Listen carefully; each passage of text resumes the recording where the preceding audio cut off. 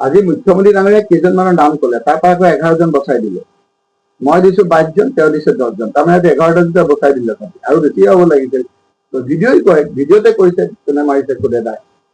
এতিয়া আপোনাৰ তদন্ত লগা হ'ল, এইকেইটা এৰেষ্ট কৰিব নোৱাৰে।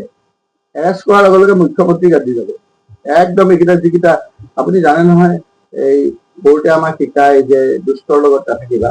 এতিয়া তেওঁলোকৰ খং লৈছে, সেই খংটো তেওঁলোকক একশ্যন লওক, তেওঁলোকে কৈ দিব যে আপোনাৰ মতেহে কৰিছিলো, আপুনিহে আমাক ভিডিঅ' হোৱাটছএপৰ যোগেদি আমাক কৈছিল যে এইখিনি কৰক।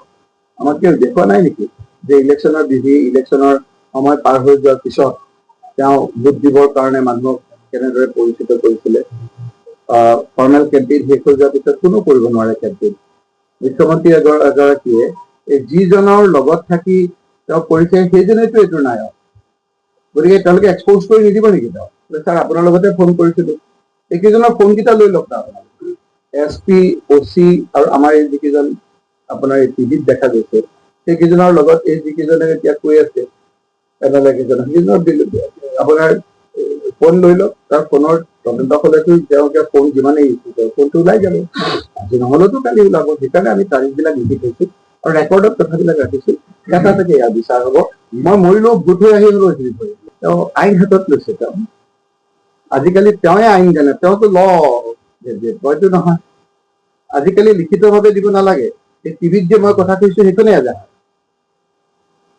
মই যে তাত যে পুলিচ, মই যিটো পুলিচৰ যিটো প্ৰেছত যিটো কলো সেইখনেই এজাহাৰ, সেইখনে এজাহাৰ। এতিয়া বাকীবিলাকত যে আজি যে এৰেষ্ট কৰিলে সেইখিনি কোনোবাই এজাহাৰ দিছে নেকি?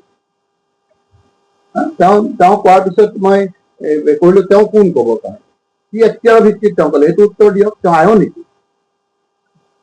তেওঁ মোৰ কেছটোৰ আয়ো নেকি? তেওঁ কেনেকে এক্সিকিউটিভক তেওঁ তেনেধৰণে নিৰ্দেশ দিব? সেইটো উত্তৰ দিয়ক, হয়নে নহয়? তেওঁ গতিকে এতিয়া গাৰা মন্তব্যটো দিছে, আজি নিদিলেতো কালি আপোনাৰ হ'ব। তেওঁতো বহুতে এইবিলাক এপ্ৰভাৰ, ৰাজহাকি সেইবিলাকহে তেওঁ চিনি পায়। ৰাজহাকি এনেই আপোনাৰ জোকাইছে, দুদিন পিছততো এইবিলাকতো আৰু মইতো আৰু হয় মই ঘৰত সোমাই ঘৰত পেপোৱা হৈ সোমাই যাব লাগিব আৰু নহয় যুঁজিব লাগিব। মই যুঁজিম। মই বিচাৰিছো নাই বিচৰা সেই কথাখিনি মানুহে কি বুজা নাই। তেওঁ মানে এই যে উট চৰাই যে মূৰটো চিকাৰীয়ে যেতিয়া নিশ্চিত বোলে মাৰিব বুলি ভাবি লৈ তেতিয়া বালিত মূৰটো সোমাই গাটো দেখা নাই বুলি কয়, চিকাৰী উত্তৰৰ পাছে উট চৰাইটো চিকাৰ কৰি লৈ যায়। এতিয়া হিমন্ত বিশ্ব শৰ্মাই বালিত মূৰটো সোমাই অসমৰ ৰাইজে দেখা নাই বুলি ভাবিছে। সকলো ৰাইজে তেওঁ দেখি পায়, সকলো ৰাইজে জানিছে, সময়ত উত্তৰ দিব। নহ'লেনো তেওঁৰ চিকিউৰিটি ইমান বঢ়াই লয় নে? মই এদিন কওঁতে তেওঁক বোলে লগৰখিনিয়ে বোলে খুব বোলে কৈছে, এইটো কোনে কৈ আছে, আৰ্টিষ্টে কিবা চিনেমাখন আছে এনেদৰে অত্যাচাৰ কৰিছিল। পিছত ৰাস্তাত ওলাই মানুহে খেদি তাৰ প্ৰতিশোধ লৈছে।